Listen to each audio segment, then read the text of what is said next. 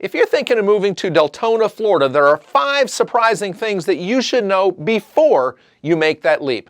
I've lived here in the Central Florida area for many years, and I've sold a ton of homes in Deltona. But these 5 things are false beliefs that I hear many people say before they move to Deltona. These 5 things may surprise you, so be sure to stick around for each of them as they aren't really listed in any particular order. Although number 5 is one that may be a make or break for many of you. So let's jump right into number 1. If and when you move to Deltona, you probably won't be going to Disney or any other theme park for that matter on a daily or even a weekly basis. While there are some people around that have annual passes, they aren't usually going there on that weekly basis. Google Maps may tell us that Disney is only 45 minutes away, but that's at like Sunday at 5 a.m. because that's about the only time when you can count on getting there without traffic. The reality is that Deltona is a great place to live, but an hour's ride isn't something you're going to do every day after work or after school. Let's suppose you take issue with this and you're one of the few that's just fine with that ride and the traffic. Maybe you've got a job that has you working nights, or maybe you work like 20 hours a week and you would visit the park regularly. Can you afford to use it regularly? Yes, some do and they love their annual passes. But for the majority, that annual ticket that starts around $400 before parking, before taxes, and all kinds of other fees, that just isn't a reality. I've taken my family to Disney and all the attractions, and we've done them when school was out for the most part, and it was hot. As such, we did that one time when the heat was just too much and it seemed to suck the joy right out of it.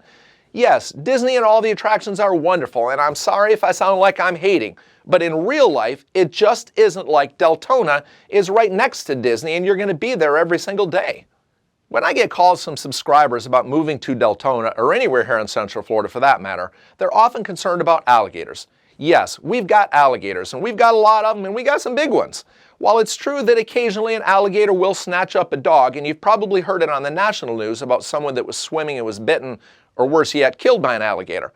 So alligators are dangerous. However, people being attacked or killed by an alligator is actually quite rare. It isn't like they're chasing us around or making us avoid the waters altogether. Many people are swimming, they're water skiing, they're paddleboarding and fishing in these waters regularly.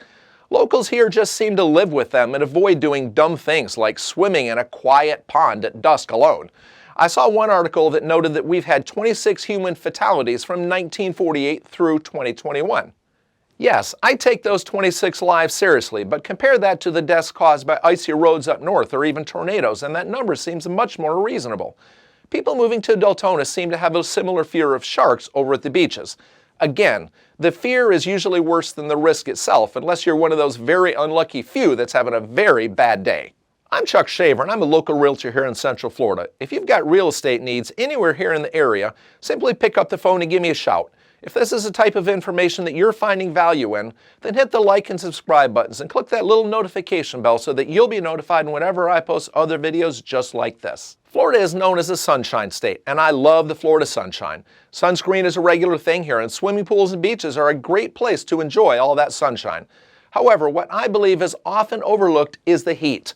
While preparing for this video to go live, the high in Deltona today is predicted right around to be like 98 degrees. That's stinking hot.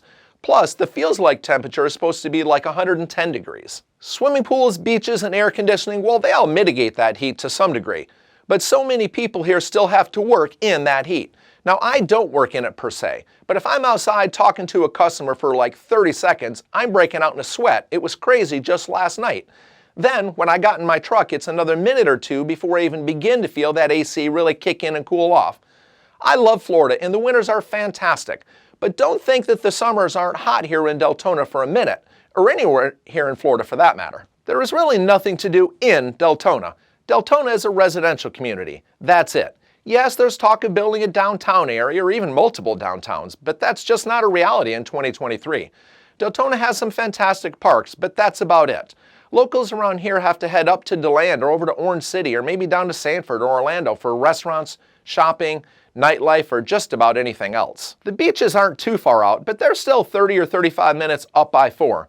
So, like the Disney area attractions, you just won't be popping over there on a regular day after work. Yes, there are a couple grocery stores and a couple restaurants. There's a Lowe's and a Walmart, but that's not much considering that Deltona is the largest city in all of Volusia County with somewhere around 94,000 people. Before we get to number 5, at the end of this video, I'll be sharing a couple of other videos about the Deltona area, so be sure to check them out. Deltona locals, what do you think? What are some important things that you learned since moving to the Deltona area? Do me a favor, put those comments in the comments section below so that everyone in this community can benefit. Real estate is relatively inexpensive in Deltona, but the word is out and prices are rising. In the past 10 years, the median sale price in Orlando increased by almost $160,000, and that's a lot of dough. However, the median sale price of a home in Deltona over the same period increased by over $221,000. That's a difference of $61,000. The median sale price of a home here in Deltona is just over $300,000 versus Orlando's median sale price of over $385,000.